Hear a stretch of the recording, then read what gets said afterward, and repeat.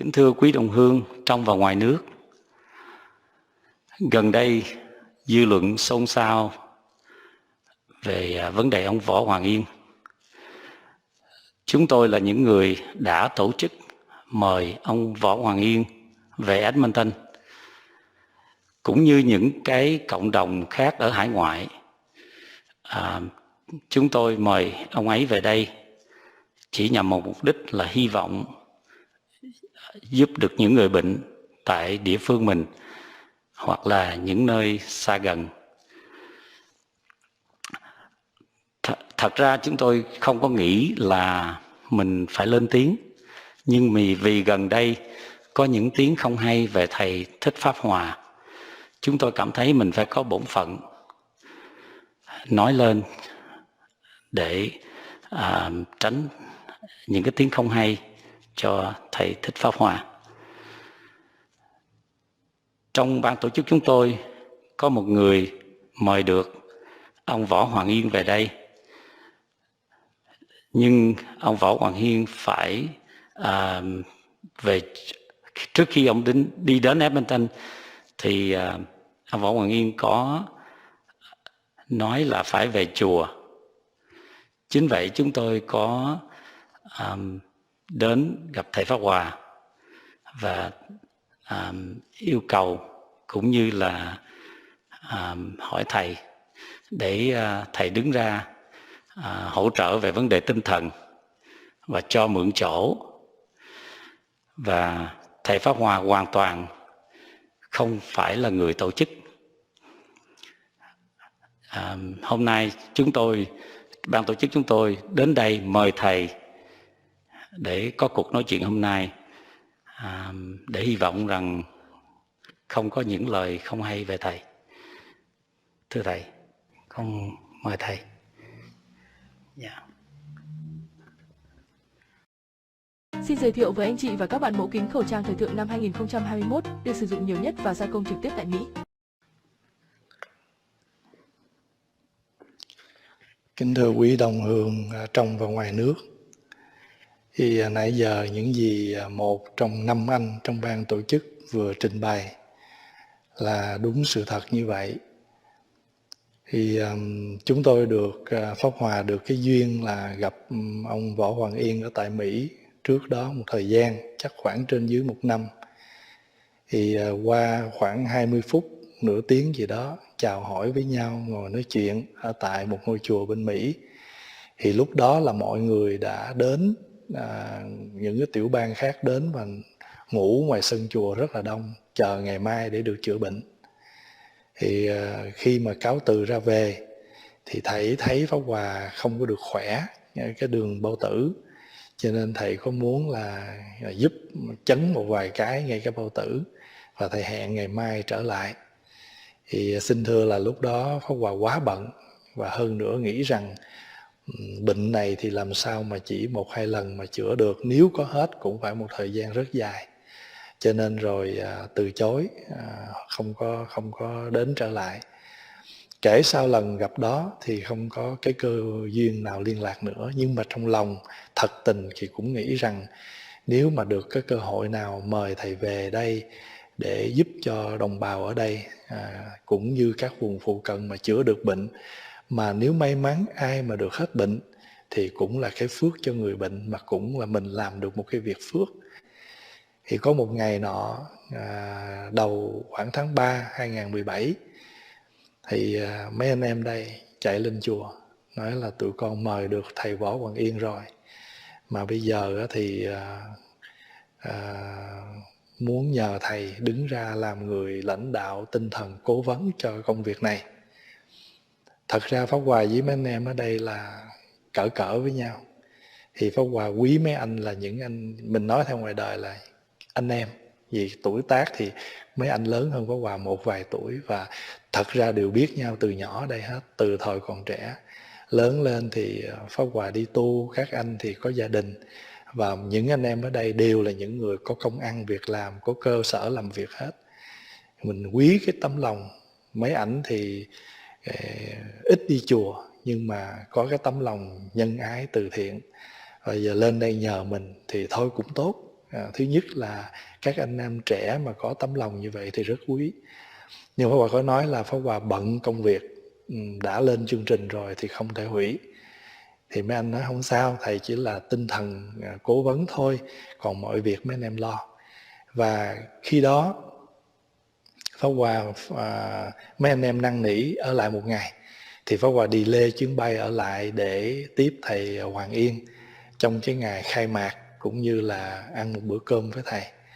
Rồi thôi, thì tất cả những cái thời gian còn lại thì các anh em lo, Pháp Hòa hoàn toàn không biết. Thì chữ không biết ở đây không có nghĩa là Pháp Hòa phủ nhận hay là không muốn gánh trách nhiệm, không muốn lãnh trách nhiệm, nhưng mà thật tình là lúc đó Pháp Hòa rất tin tưởng mấy anh em ở đây. Tại vì những người này là những người lâu năm Edmonton, mà thưa đại chúng là cái cộng đồng Edmonton rất là nhỏ bé, phần lớn là đều biết mặt nhau hết. Vì vậy mà hơn nữa mấy ảnh là những người có công ăn việc làm, không có chuyện gì mà gọi là lợi dụng cái chuyện này để mà tham lam gì trong cái việc này. Cho nên tin tưởng hoàn toàn mà giao phó cho các anh. Mình chỉ là cái người tinh thần, lãnh đạo tinh thần, cố vấn, nhất là cái buổi khai mạc có tiếng nói, có vài lời chia sẻ, rồi sau đó thì bận công việc phải đi. 9 tháng năm này cùng Lu gác lại giải trí, chọn ngày bên mẹ. Thật ra thì trong thời gian qua, Pháp Hòa nghĩ rằng nếu chưa cần thiết mình phải lên tiếng thì khoan. Tại sao? Thứ nhất, vì người đương sự chính thức trong công việc này đã lên tiếng rồi. Rồi cũng nhiều người lên tiếng rồi. Nghĩ rằng mấy anh em ở đây là một ban tổ chức rất là nhỏ bé, thì không cần chi phải, không có gì phải lên tiếng. Rồi cộng thêm là cái thời gian dịch bệnh mà hiện cho tới giờ phút này ở Canada vẫn chưa yên, cho nên không có muốn làm phiền mấy anh mà mình chưa lên tiếng gì hết. Rồi gần đây trong một tuần qua thấy sự việc càng ngày càng nghiêm trọng, mà Pháp Hòa thì thưa là không có thời gian để theo dõi tin tức, không biết gì hết. Thì cuối cùng mấy anh em nói để một trong những anh em ngồi đây có tang sự ở Việt Nam và cũng không về được Việt Nam để mà dự cái tang lễ đó, để tụi con tham dự tang lễ của người nhà qua cái truyền thông điện thoại xong xuôi hết công việc, thì tụi con nghĩ rằng tụi con có bổn phận phải họp lại mời thầy để chúng con có cái tiếng nói, minh định cái việc này cho nó rõ ràng. Vì chúng con thấy ở trên mạng có rất nhiều lời không hay về thầy. Thì thiệt sự Pháp Hòa chưa kịp lên tiếng thì mấy anh đã lên tiếng cái chuyện đó. Và trong bụng thì suy nghĩ rằng khi sự việc nó chưa có ngã ngũ, mình khoan kết luận việc gì. Và ở đây hôm nay trong cái buổi nói chuyện này, chỉ muốn gói gọn trong cái phạm vi của ban tổ chức tại Edmonton. Mình chia sẻ những gì thật sự đã xảy ra ở Edmonton. Còn chuyện phán quyết ông Võ Hoàng Yên có tội hay không tội thì đó là việc của pháp luật, chứ chúng tôi không có dám lên tiếng việc này. Thì ở đây chỉ mình chậm lên tiếng là vì mình không muốn khi sự việc chưa có rõ ràng mà mình vội lên tiếng thì chẳng khác nào thấy người ta té thì mình đạp thêm cho người ta đau thêm, hay là nói theo người Việt mình là dậu đổ bìm leo. Thì mong rằng tất cả quý đồng hương trong và ngoài nước liễu tri cho việc này và thông cảm cho chúng tôi. Thì chúng tôi cũng là những người có cái tâm lành đối với tất cả những người bệnh mà muốn tổ chức việc này. Rồi chúng tôi cũng xin thưa là chúng tôi không dám đại diện cho cộng đồng hải ngoại gì lên tiếng hết. Ở đây chỉ trong cái phạm vi ban tổ chức Edmonton, những gì đã xảy ra như thế nào chúng tôi trình bày thật sự như vậy, kính trình lên toàn thể đại chúng, mong quý vị liễu tri và thông cảm cho. Dạ, con cũng xin nói thêm, trong ban tổ chức con gồm có 5 người, nhưng có một anh hôm nay vắng mặt vì ở xa. ảnh đã ủy thác cho chúng con được quyền có cuộc nói chuyện hôm nay với thầy. Sẵn đây thì con cũng xin báo cáo một chút xíu về vấn đề tài chánh. Trong suốt quá trình chúng con có tổ chức một buổi ca nhạc gây quỹ, và trong suốt quá trình điều trị thì có những hảo tâm, những người hảo tâm đã đóng góp. Sau khi chi phí những khoản chính như là vé máy bay và khách sạn thì chúng con dư lại 32.110 đồng. Chúng con đã gửi tất cả về Việt Nam theo sự yêu cầu của ban tổ chức của ông Võ Hoàng Yên.